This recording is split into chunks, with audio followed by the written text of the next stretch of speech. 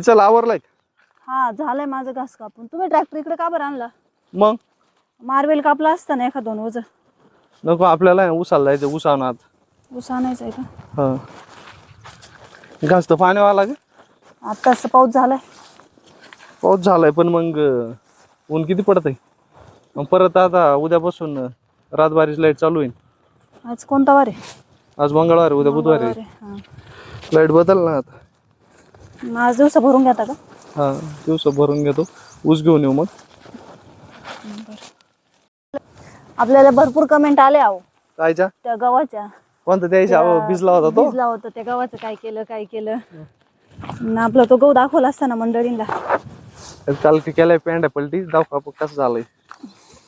चला घास भरून घेऊ. ओझे टाकून घेऊ ट्रेलर मध्ये आणि मग तो गहू दाखवू. चल काय वाटतंय?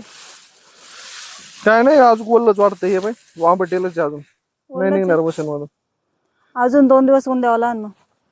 हा आजच्या दिवस आजच्या उद्या दिवस काल आता पलटी. कालच पलटी केलंय ना. हा काल पलटी केलंय मग आधी दुसरी साईड वाळल ना. आता दुसरी साईड वाळली का बरोबर थोडं काळ पडलं वाटतंय का. जाऊ द्या आता. 2-4 वांब्या चुरगळून पाहिजे ना कसे घेऊ. अहो हे वांबटेल आहे ते. चुरगळत नाही. चुरगळतच नाही अजून. कलर पार ढवळा झाला. कलर पार ढवळा झालाय आता. हे काही कलर पण गेलाय पर आता. नाही बरं आहे काही नाही. चल राशनच्या कोकणापेक्षा तर बरे. राशनच्या गावापेक्षा केलेलं होतं. भूस काही गहू काही जाऊ द्या खातील काय आपल्या. बरेच शेतकऱ्यांच्या कमेंट आलाय का हार्वेस्टर ना कमून नाही केला गहू.